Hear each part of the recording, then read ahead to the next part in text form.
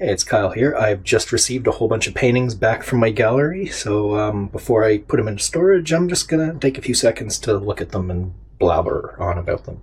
My last show was probably the most, I'd say, emotionally draining. I don't know if that's the right phrase to use, but it really took a lot out of me. And I think the reason why, normally there'll be something interesting, like an idea, and I feel like I'm never able to land on exactly what that idea is. I kind of circle around it, and by going through the process of making a body of work, I kind of figure out the solution to whatever my brain was circling around. Normally, I kind of work on 2 or 3 pieces at a time, where I will deliberately take several aspects and keep them very much the same. And I will take another aspect and change it as much as possible. Look at the 2 or 3 pieces, how they fit, how that change worked, and then kind of take that knowledge and integrate it back into the rest of my body of work. So it's kind of a very slow, methodical, step-by-step process. But each one feels like it's getting me a step closer. The problem is, once I've figured out exactly what it is I'm trying to figure out, I'm not so interested in doing it anymore. So for this body of work, I decided to spend twice as much time in the research and development phase.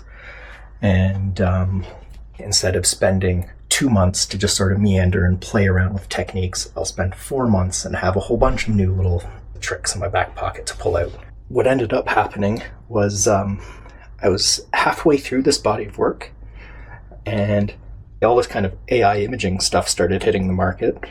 And for someone whose body of work kind of explores the digital aesthetic, AI image making is kind of a big revelation.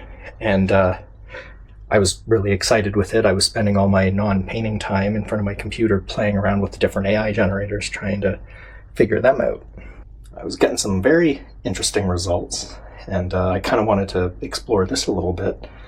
But I had already invested so much time and effort into this body of work, and I had a show lined up already and a very tight schedule I had to make. So in a way, it felt a little bit stifling, because normally there's a bit of a process of discovery along the way, and this time all the discovery was kind of preloaded up front.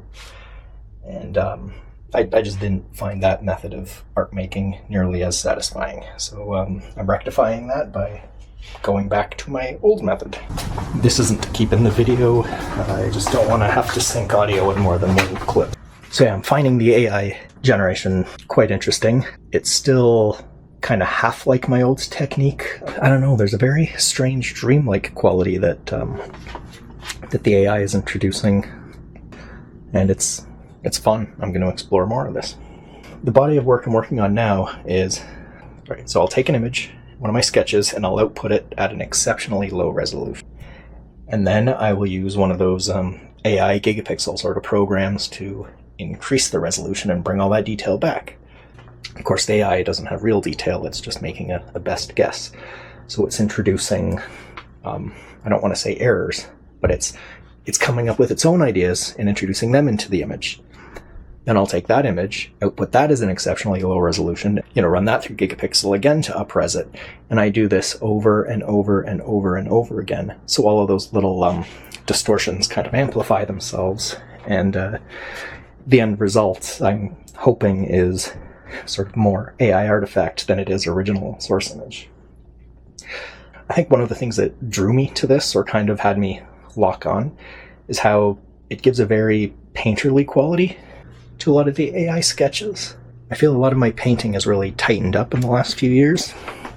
It's kind of nice being able to have some more human gestural expressionistic paint mark making techniques being thrown in. So it's a lot of fun. I've been feeling myself tightening up and getting more and more fussy as I progress with art making, and I'm not liking the fussy. It's also kind of nice because I'm not sure what I'm doing, and that's always a good sign when I feel like I know exactly what's going to happen. Again, what's the point? I don't feel like I'm exploring anything there. I'm just doing. All right, thanks for watching. Bye.